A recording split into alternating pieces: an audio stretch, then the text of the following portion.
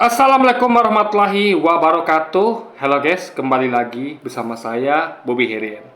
Kali ini saya akan kembali mencari video dari pil pahit yang berjudul Akibat sibuk mereaksi pil pahit, akhirnya ini yang terjadi. Kita akan langsung tonton videonya, habis itu akan kita komentari guys.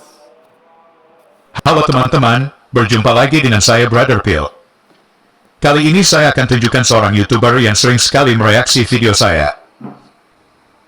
Untuk apa yang dia lakukan saya hargai, paling tidak dia bisa membalas argumen dengan argumen, meski kebenarannya kita pertanyakan.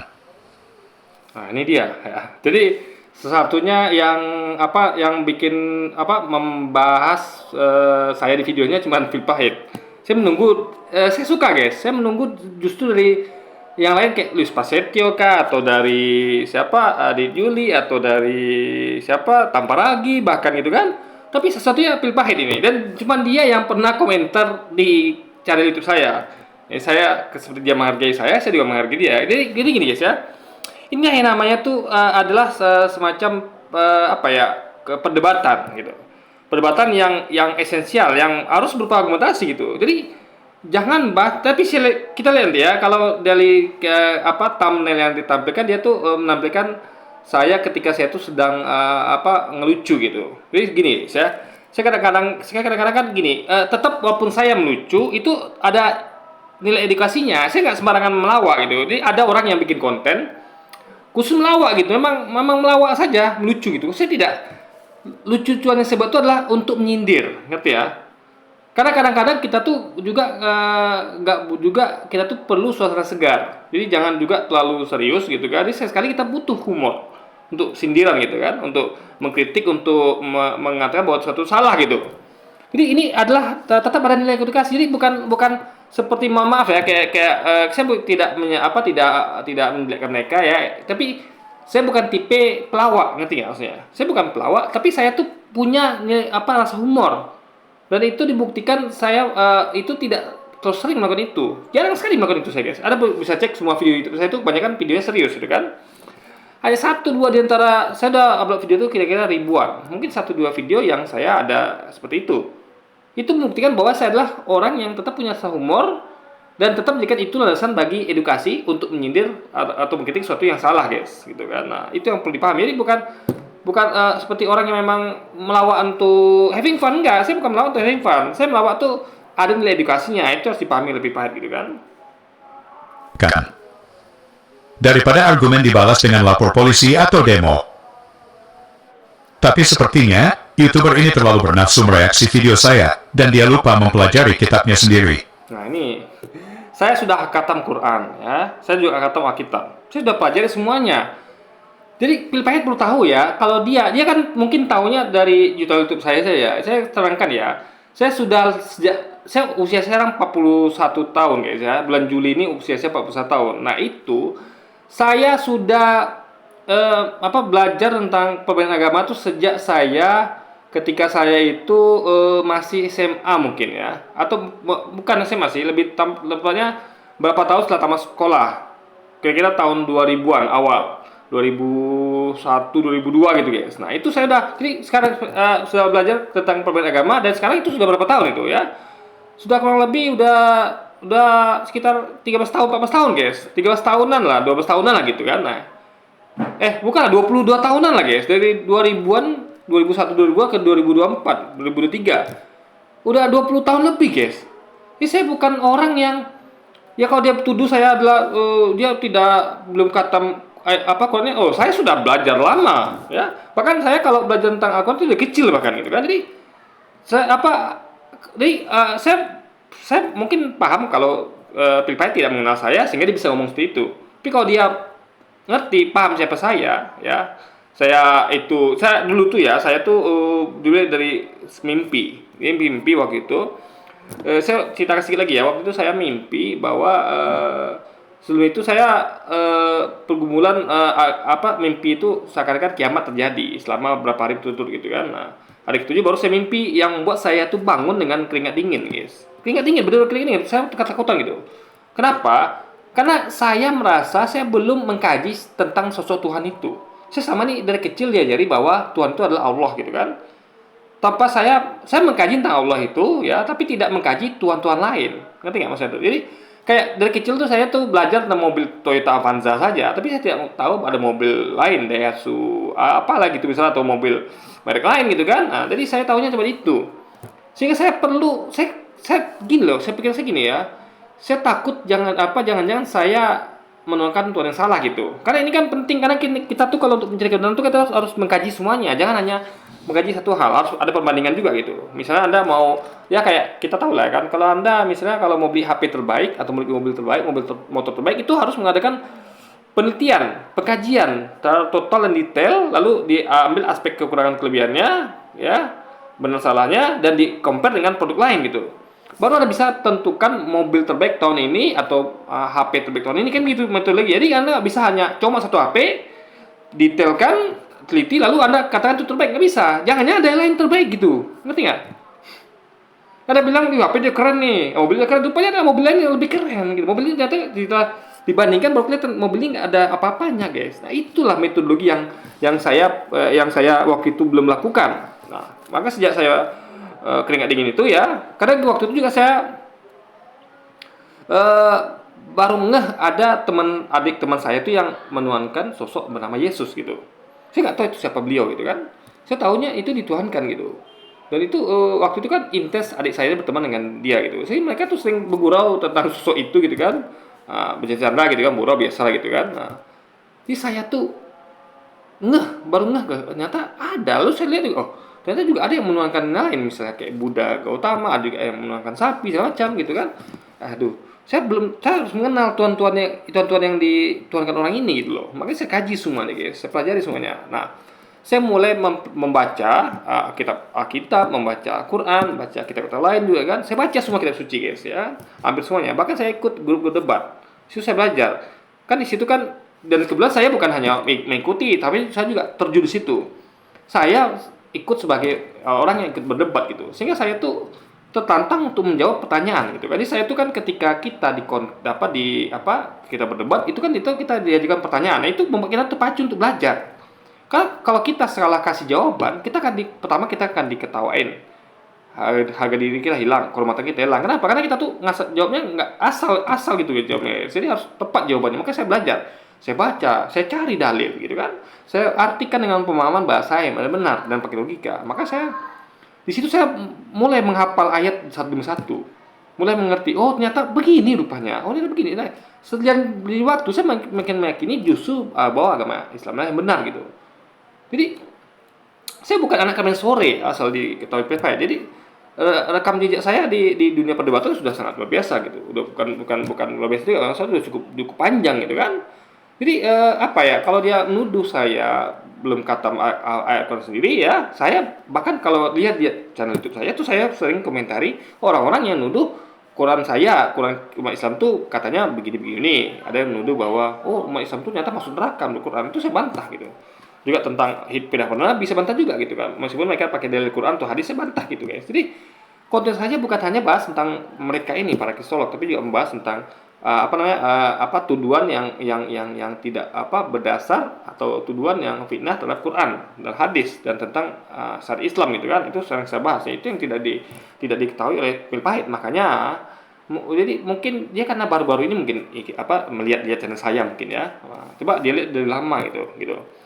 Dan baru-baru ini juga ada saya bahas tentang hal itu, tentang ada orang yang katanya menuduh bahwa Islam itu begini-begitu, lalu dia sampaikan ayatnya padahal dia tuh salah tafsir gitu. Dia nggak memakai metodologi pemahaman bahasa yang benar gitu. Kita kan gini guys ya, kita sering sampaikan bahwa untuk meneliti suatu teks kita harus menggunakan pemahaman bahasa yang benar gitu, ya kan, pakai logika gitu kan. Dogma itu kita sampaikan dulu. Nah, kalau kita lihat dogmanya sesuai dengan logika, akan sehat dan sesuai dengan pemahaman bahasa yang benar ketika mengkaji ayat atau dalil, itu berarti dogmanya benar. Kalau tidak, berarti dogmanya salah. Simpel itu gitu kan. Sehingga pernyataannya justru mempermalukan dirinya sendiri. Berikut videonya.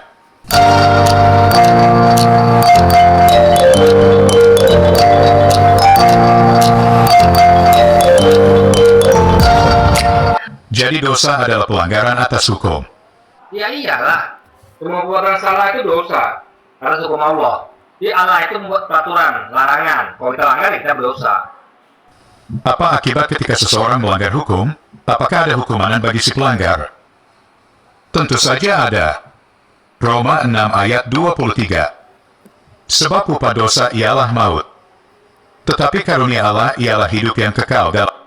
Ini Roma ini, ada tahu Roma. Roma adalah ya kota yang menjadi bagian dari negara yang menjajah negaranya Yesus, yaitu Israel. Kok bisa namakan ya? Kayak gini loh ya. Misalnya ada pejuang kita namanya Pangeran Diponegoro. Dia adalah orang Jawa Timur mungkin kan, atau Jawa Barat. Ya. Tiba-tiba ada buku yang judulnya adalah kota dia Belanda, Amsterdam pasal sekian. Make sense nggak? Menurut saya tidak. Ini saya coba detailkan bahwa ini analoginya, saya suka bermain analogi. Jadi kita ngajak orang berpikir kalau ini kan sama dengan ini gitu loh. Jadi apakah wajar gitu, apa masuk akal gitu kan? Nah itu yang saya coba terangkan guys. Jadi kalau dia tidak paham, nah, saya nggak ngerti lagi pakai analogi apa gitu kan. Jadi inilah cara saya untuk menyampaikan pesan bahwa ini kalau gini nih seperti ini loh kira-kira. Kalau Anda nggak paham, saya kasih analogi lain gitu. Jadi kalau misalnya gini ya, mungkin orang merasakan misalnya kayak contoh ya, oh se asin apa sih makan ikan asin gitu kan? Nah, saya kasih analogi. Ada pernah makan ini nggak gitu? Jadi mungkin dia nggak pernah makan ikan asin. Saya kasih contoh lain. Mungkin dia pernah makan itu gitu. Jadi sama seperti ini. Mungkin dia nggak paham dengan bagaimana kok bisa ada ayat Roma di Alkitab. Biasa kasih contoh lain. Gimana kalau seandainya kayak ada ayat tentang misalnya judulnya adalah misalnya Amsterdam di dalam di dalam teks gitu yang tadi saya sampaikan di video itu guys. Jadi itu saya sering gunakan itu untuk mengajak kita berpikir. Saya luaskan wawasan, saya luaskan pandangan agar kita tuh harus membandingkan sesuatu tuh dan membuat analogi agar kita paham gitu. Anda mungkin nggak tahu asin apa nih ikan asin, lalu saya kasih asinnya sama kayak mungkin garam gitu. Jadi analogi itu penting untuk agar orang tuh kalau dia nggak ngerti di situ, dia nggak pernah merasakan itu, nggak paham ya kita kasih analogi dia paham gitu. Itu logika berpikir guys. Make sense nggak? Menurut saya tidak. Apa hubungan Amsterdam yang negara kota yang berhubungan dengan negara yang menjadi Indonesia dulu dengan Pangeran Diponegoro? Aneh guys. Ada Islam kan jelas, nggak ada yang begitu, nggak ada. Ya. Jadi nama-nama ayat, nama-nama surat itu nggak ada yang kayak Roma itu nggak ada, gitu.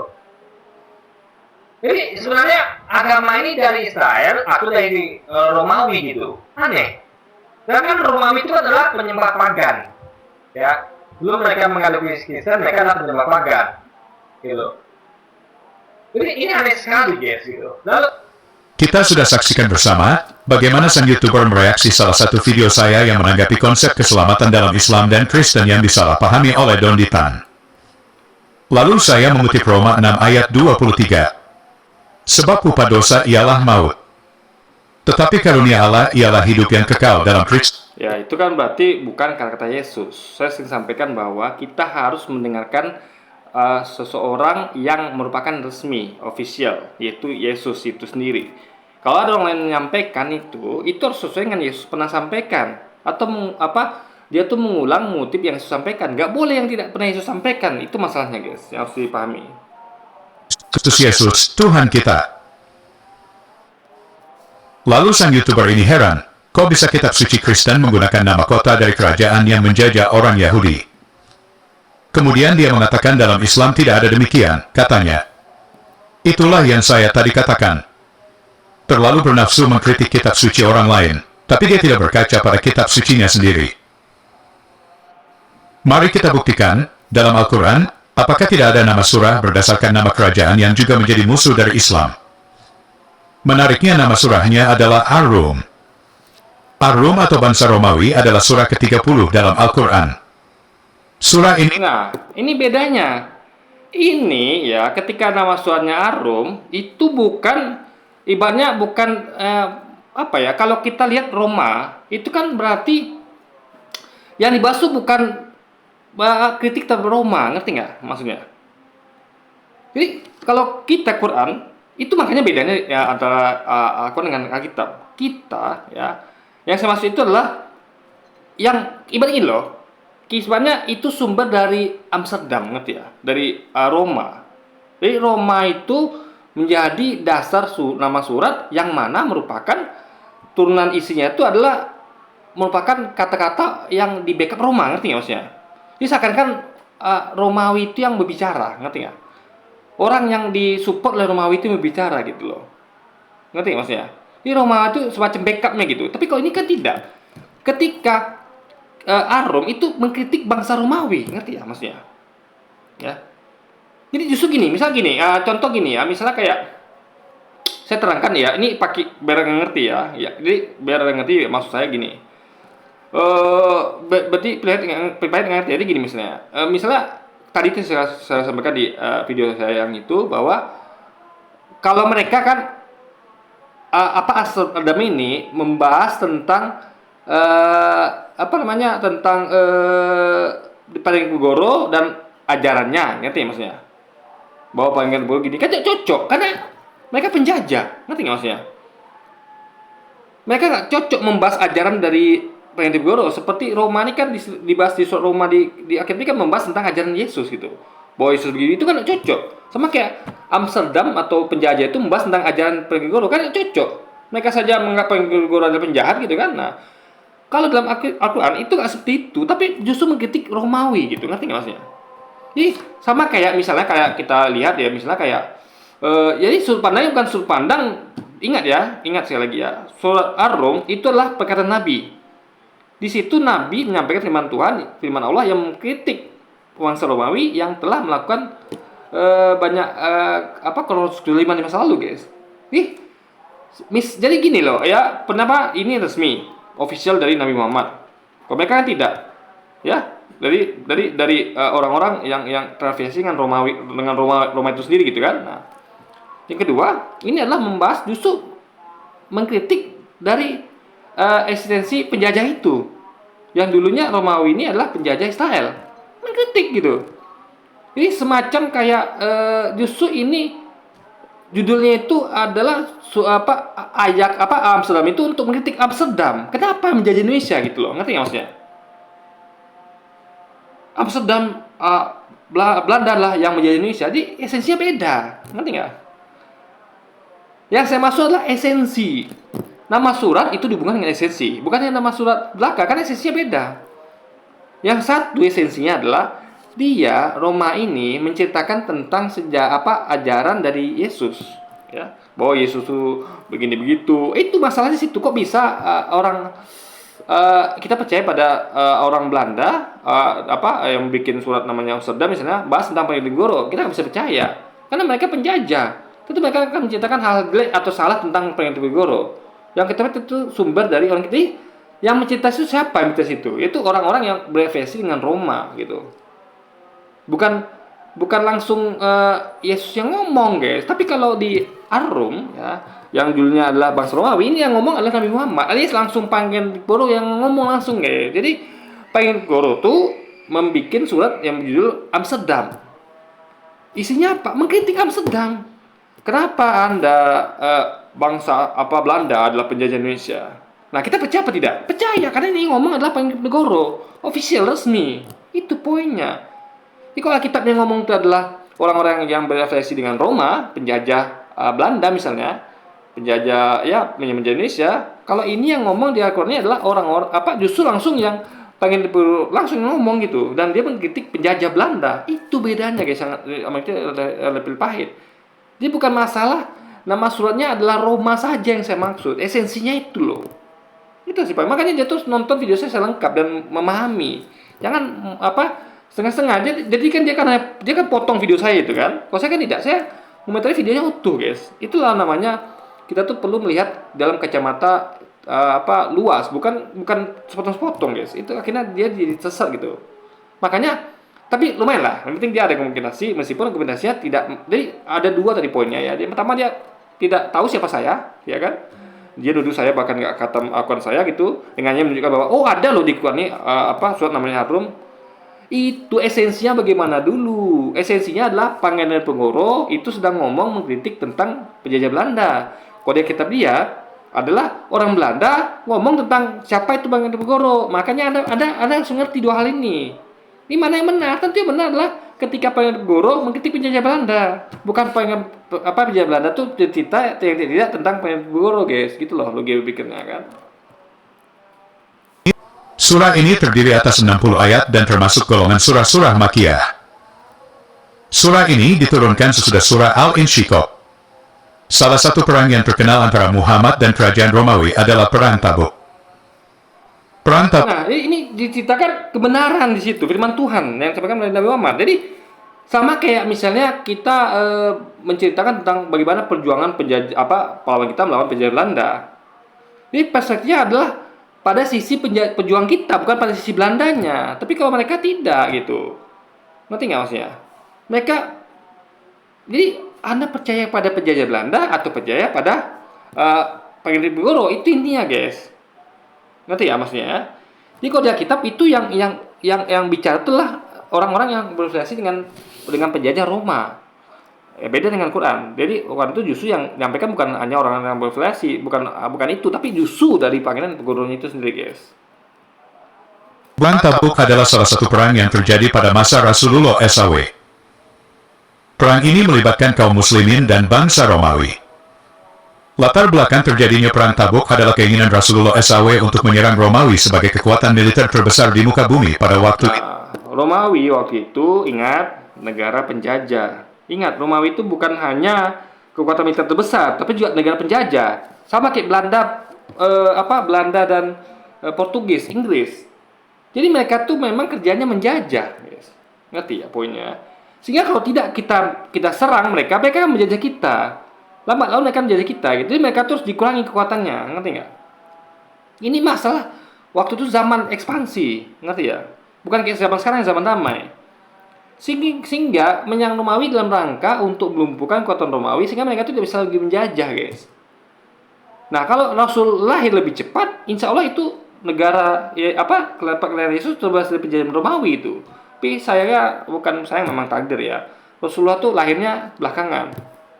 Jadi kalaulah Rasulullah itu, tapi enggak juga ya, karena kan terbukti Romawi tetap berdiri. Jadi intinya adalah yang penting Rasulullah itu berani menghadapi Romawi yang merupakan kekuatan militer terbesar di muka bumi waktu itu gitu. Jadi itu adalah suatu keberanian yang tidak dimiliki oleh Yesus sendiri gitu.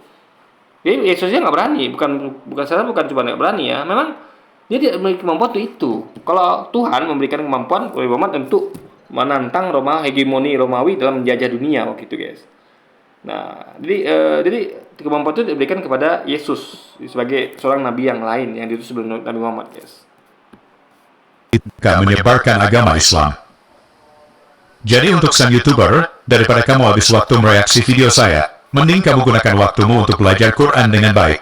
Oh, saya sudah belajar Quran dengan baik, maka saya bisa membahas Alkitab. Saya sudah khatam Quran. Silakan Anda bahas apa sih dengan saya. Saya tunggu video berikutnya ya. Yang jelas Anda salah dalam hal ini. Saya ngomong tentang esensi, bukan hanya sebatas judul surat gitu. Makanya dia tangkap itu beda. Yang saya bahas itu bukan hanya sebatas judul surat, tapi esensinya apa? Bahwa orang-orang yang berafiliasi dengan Roma itu yang sedang menyampaikan tentang syariat atau ajaran Yesus, itu masalah. Sama kayak orang Belanda yang sedang menyampaikan ajaran atau cerita tentang perjuangan Pangeran Diponegoro. Ya kita bisa percaya apa dengan penjajah Belanda? Buktinya mereka melakukan apa? Mereka pindah Pangeran Diponegoro. Mereka kata bahwa Pangeran Diponegoro adalah teroris, apalagi penjahat dan segala macamnya. Itulah bukti kelicikan penjajah yang dapat kita percaya. Tapi ini Quran disampaikan adalah justru dari langsung Pangeran Diponegoronya, langsung Rasulullah langsung, orang yang memang resmi, official gitu. Sebegitu resminya Pangeran Diponegoro sebagai pejuang Indonesia, sebegitu resminya Nabi Muhammad sebagai utusan atau nabi Tuhan, guys. Itu poinnya. Dan dia menceritakan sejarah yang sebenarnya gitu. Jadi sama kayak Pangeran Diponegoro itu saya menceritakan yang sebenarnya, bukan dari perspektif penjajah, tapi perspektif dari pejuang itu sendiri yang memang betul-betul melawan penjajahan Belanda itu, guys. Gitu loh pikirnya kan. Tunggu untuk belajar Quran dengan baik, supaya jangan terjadi seperti ini lagi. Oke teman-teman, demikian tanggapan kita terhadap video dari YouTuber Muslim.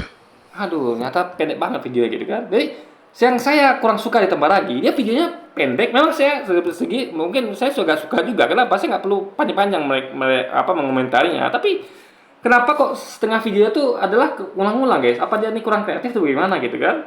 Apa dia kurang bantu gimana? Saya bisa bawa komentar panjang lebar loh. Bahkan kalau saya mau berjam-jam. Tapi karena kata waktu ya saya banyak yang saya harus pilih-pilih gitu. Masa itu tidak saya teruskan sampai kalau saya bisa aja ngomong sampai pagi bisa saya. Karena segitu banyak ada ide, ada ilmu di kepala saya yang hendak saya bagikan sebagai edukasi bagi kita semua gitu kan. Tapi itu tadi karena waktu ya saya banyak kerjaan lain juga ya tapi saya suka juga video dia pendek. Tapi sayangnya kenapa nggak diangkat di sini gitu loh. Kalau memang 4 menit ya 4 menit saja gitu. Habis itu sudah kayak saya kan. Sekian gitu. Sudah, tapi dia tidak. Dia sambung dengan tengok nanti. Ini apa nih? Ada video dari YouTuber Muslim. Semoga menambah informasi teman-teman. Terima kasih untuk dukungannya. Tuhan Yesus memberkati.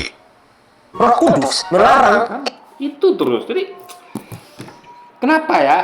Dia ini mempunyai durasi itu gimana sih pelipahannya itu kan? Makanya kayak saya sudah kalau tutup ya sudah tutup gitu.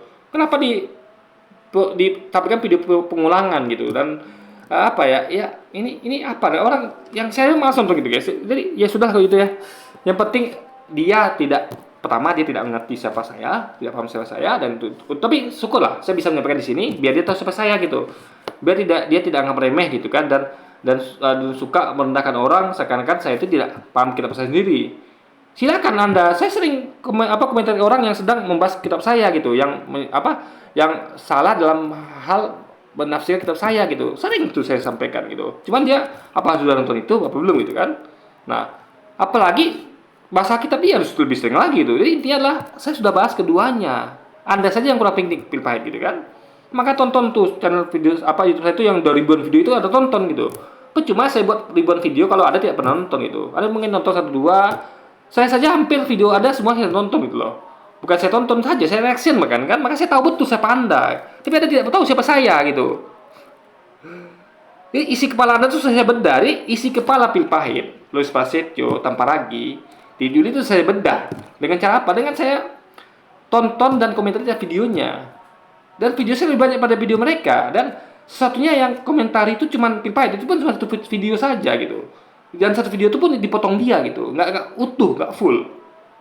Ya kan? Nah, tadi pun dia kasih caption thumbnail tuh saya lagi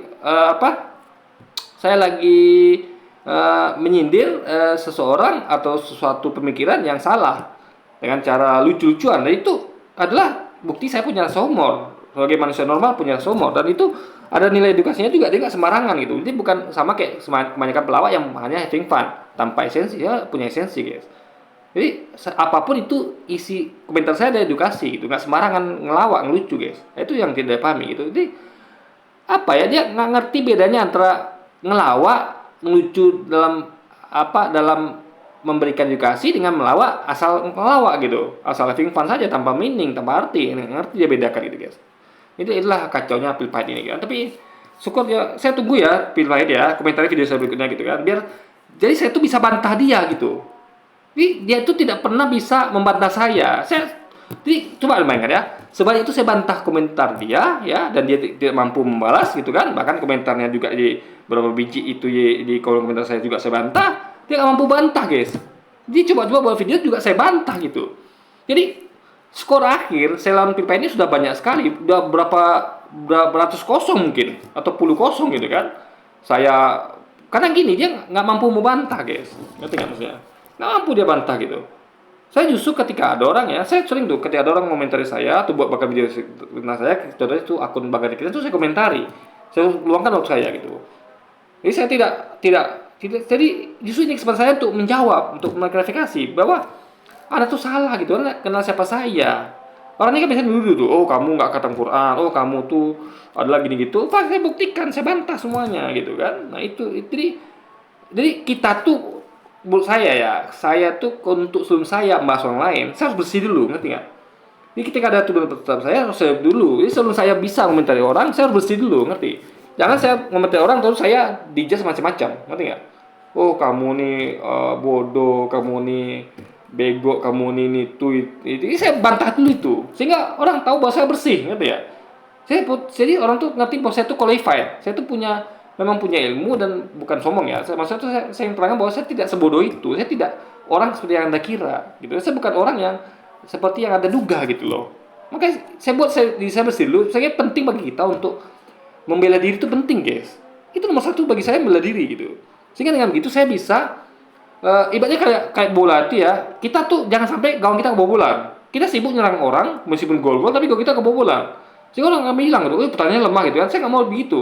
Saya mau pesan saya tuh kokoh, nggak bisa tembus dan saya bisa menggolkan ke gawang orang lebih banyak gitu. Ngerti ya?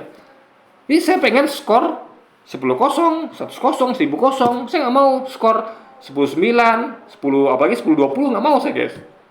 Ya kan? Nggak mau. Ini si Pilpaya coba nyerang saya kan, menggolkan gawang saya. Ideologian begitu. Dia mencari poin satu dari satu komentar saya. Pas saya komentar banyak gitu kan. Nyata hasilnya tetap 0. Gawang saya masih utuh sampai sekarang gitu kan, nggak kebobolan gitu. Sementara saya udah bobol gawang dia berkali-kali, nggak mampu dibantah gitu. Nah itu poinnya. Oke. Jadi mungkin sekian dulu aja video kita ini dan sampai jumpa lagi di video-video selanjutnya. Wassalamualaikum warahmatullahi wabarakatuh, guys.